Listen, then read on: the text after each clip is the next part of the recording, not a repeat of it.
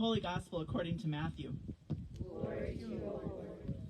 Jesus put before the crowds another parable. The kingdom of heaven is like a mustard seed that someone took and sowed in his field. It is the smallest of all the seeds, but when it has grown, it is the greatest of shrubs and becomes a tree, so that the birds of the air come and make nests in its branches. He told them another parable. The kingdom of heaven is like yeast that a woman took and mixed with 3 measures of flour until all of it was leavened. The kingdom of heaven is like treasure hidden in a field which someone found and hid. Then in his joy he goes and sells all that he has and buys that field. Again, the kingdom of heaven is like a merchant in search of fine pearls. On finding one pearl of great value, he went and sold all that he had and bought it. Again, the kingdom of heaven is like a net that was thrown into the sea and caught fish of every kind. When it was full, they drew it ashore, sat down, and put the good into baskets, but threw out the bad. So it will be at the end of the age. The angels will come out and separate the evil from the righteous and throw them into the furnace of fire, where there will be weeping and gnashing of teeth. Have you understood all this? They answered, yes. And he said to them, therefore every scribe who has been trained for the kingdom of heaven is like the master of a household, who brings out of his treasure what is new and what is old. The gospel of the Lord. Praise to you, O Christ. You may be seated.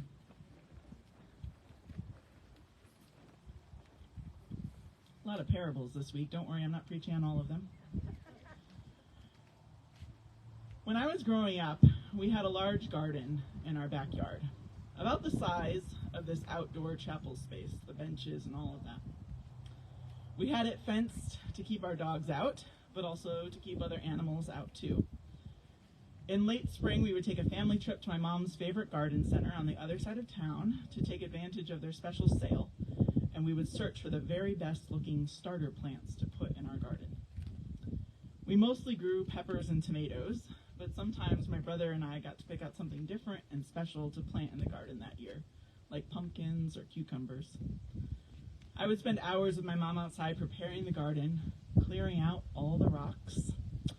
Those rocks that somehow showed up every year as if someone was planting new rocks. We had a large compost that we would mix with manure and soil to have the best dirt possible to grow the plants. I learned the work that went into preparing, maintaining, and watering a garden. And then, if you've ever gardened before, who's ever gardened before, maybe even just a little something, you know what comes next. The weeding. Yes. This was definitely my least favorite part. Keeping the weeds from growing and taking away the nutrients from the plants we wanted to grow was a never-ending job. Looking back, I am still impressed by the dedication and work it took to have a garden at all, let alone a garden of that size. My favorite part of the garden was the small special section that we didn't do much to. This is where the rhubarb was planted. Rhubarb that had been transplanted from my great-grandma's garden into my mom's garden. So not only did it hold sentimental value, it was delicious. Who likes rhubarb? Yes, just a few of us, because it's an acquired taste. The rhubarb seemed to maintain itself compared to the work that the rest of the garden required. And I loved having my neighbors over to bring them back to the garden to grab a piece of rhubarb, break the stalk off, rip off the leaf, and bite into it right there. No one else really actually enjoyed eating the fresh rhubarb, except my mom and I. And they were always so shocked that I loved it so much, the neighbors. But the garden took a lot of work to maintain. And until I was writing this sermon, I didn't realize the special memories that it brought as well. I'm sure many of you have similar gardening stories and memories from gardening. The rewarding part of gardening, I personally find, is that when the things have grown and you get to pick what you grew. It was amazing to see what would come from that small plant that used to be a seed. The good news is that God plants seeds too. Just in case you're not a diligent reader of the newsletter that I already sort of mentioned, but as a highlight, it comes out this week for August.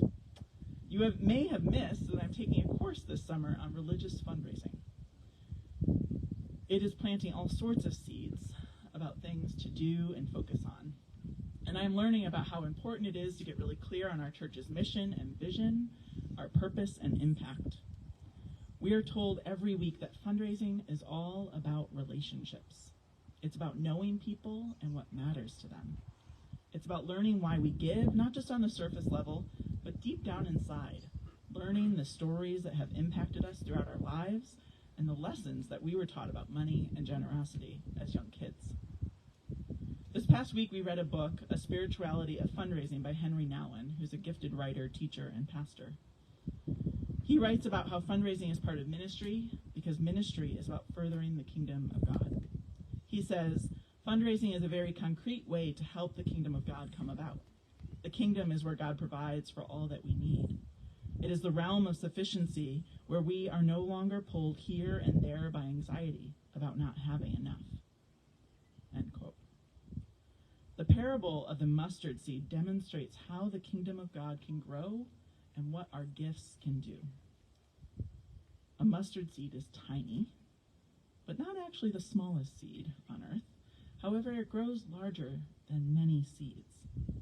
It is a perfect illustration of growth, hope, new life, generosity, impact, and possibility.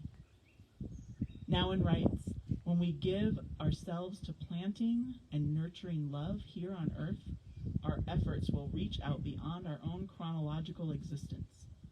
Indeed, if we raise funds for the creation of a community of love, we are helping God build the kingdom. We are doing exactly what we are supposed to do as Christians. End quote. So when we plant seeds and do the work to continue to help them grow, we are changing lives by enriching God's kingdom here on earth. I never would have imagined the impact of having a garden as a child and what it would do for me or the memories that it would create. The seeds that we plant impact others in ways that we can't always see or may never know. But just remember, one small, generous act can grow into a powerful tree. The mustard seed was doing its job. It was growing, which then allowed for birds to come and rest. We don't know what will be planted here at this church that will grow into something new and unexpected. Our job is to keep planting and clearing away the weeds while having faith in God so that we know and trust that God will multiply our generosity beyond our wildest dreams. So I ask you, God has planted a seed in you. What is it?